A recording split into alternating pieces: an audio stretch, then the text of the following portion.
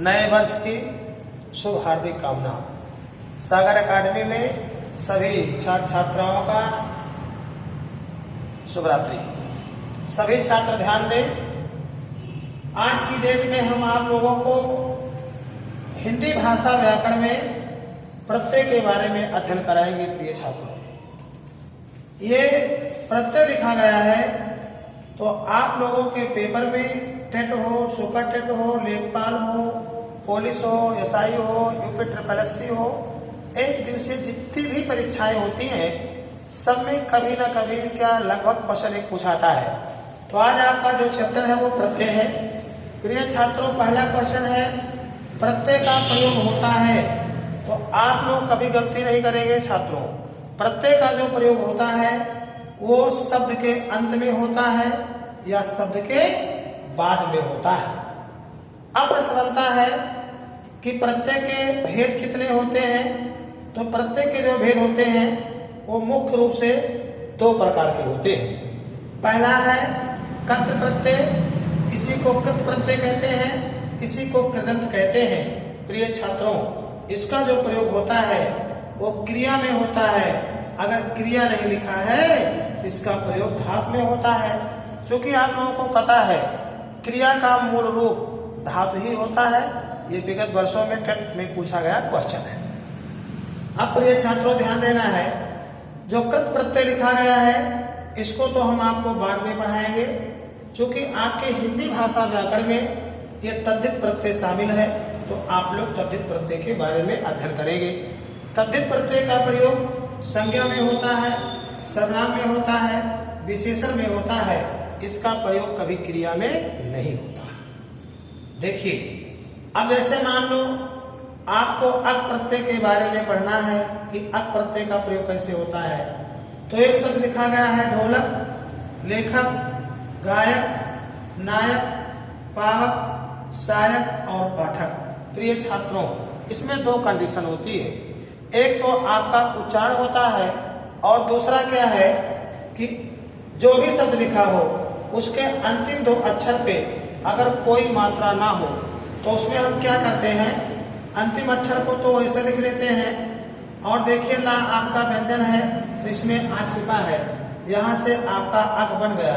इन सारे शब्दों में कौन सा प्रत्यय बना? अक। चाहे आप पाठक कहें, सायक कहें, पावक कहें, नायक कहें, गायक कहें, लेखक कहें, ढोलक कहें, सभी में अक प्रत्यय का प्रयोग हुआ है। प्रिय छात्रों, विगत वर्षों में आल वनडे में पूछा गया था कि वैचारिक में कौन सा प्रत्यय है। तो प्रिय छात्रों, एक प्रत्यय है। अब आप प्रश्न करते हैं कि इसका मूल पद क्या है।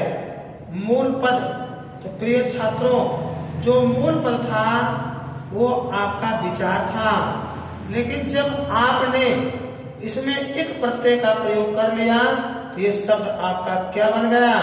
वैचारिक। प्रिय छात्रों, इसी कंडीशन में आपका ये भौतिक लिखा गया है तो इसका जो मूल पद था वो भूत था। भूत का मतलब यहाँ प्राणी से होता है, वो लगने वाला भूत नहीं। देव पहले पद रहा होगा, एक प्रत्यय लगा तो दैविक बन गया। प्रिय छात्रों, नीत आपका एक मूल पद था, एक प्रत्यय लग गया तो आपका नैतिक बन गया। इस प्रकार से लोक एक पद था, एक प्रत्यय लगाने से लौकिक बन गया।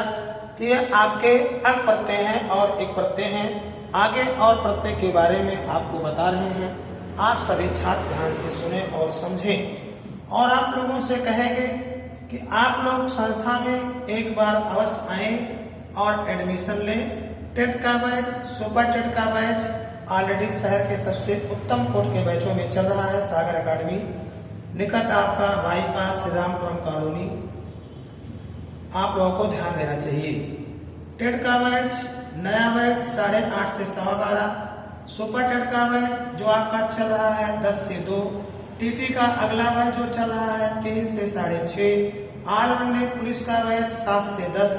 इस प्रकार से व्यक्तिगत भिन्न भिन्न प्रकार के बैचों की व्यवस्था आपके संस्थान में है और हिंदी गुरु RS पटेल के निर्देशन में सारे बैच चलाए जा रहे हैं। अब आप लोग प्रत्यय के बारे में देखिए। प्रिय छात्रों, जैसे मान लो ये बूढ़ा एक पद लिखा गया है और आपसे कहा जाए छात्रों इसमें पा प्रत्यय लगाया जाए तो क्या बनेगा? तो ये बनेगा बुढ़ापा।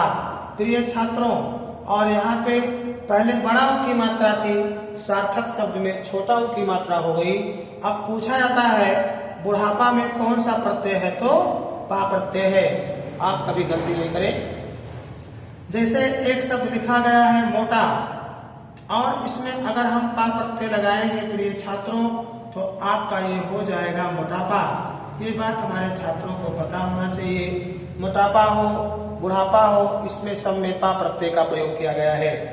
विगत कई वर्षों से देखा गया, ये बच्चा लिखा गया है, ऐसा भी क्वेश्चन बनता है।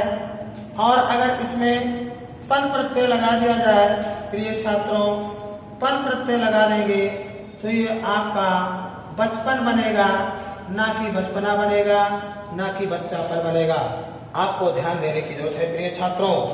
जैसे मान लो ये लड़का लिखा गया है, तो मैंने आपको पिछली वीडियो में पढ़ाया था कि लड़का लिखा हो चाहे बच्चा लिखा हो, ये जातिवाचक संज्ञा है। तो लड़का लिखा है, ये जातिवाचक संज्ञा है कि नहीं है? है। पीछे बैठे हुए छात्र बताएं कौन सी संज्ञा है? जातिवाचक। कौन सा? लड़का। और आपसे मैंने कहा इसमें पन प्रत्यय लगा दिया जाए तो आगे क्या हो जाएगा? ये आपका आगे जो बनेगा ये लड़कपन बनेगा प्रिय छात्रों। इस प्रकार से बहुत सारे क्वेश्चन आपके पेपर में बनते हैं। आप लोगों को गलती नहीं करना चाहिए। बच्चा है, बचपन है, ये बात आपके समझ में आ रही है। इसी प्रकार से देखो हमारे प्रिय छात्र सभी लोग ध्यान दें। जैसे मान लो ये मम लिखा गया है, तो बोलो मम क्या है? संज्ञा है, सर्वनाम है, क्रिया है कि विशेषण है? प्रिय छात्रों, आपको पता है मम सर्वनाम पद है।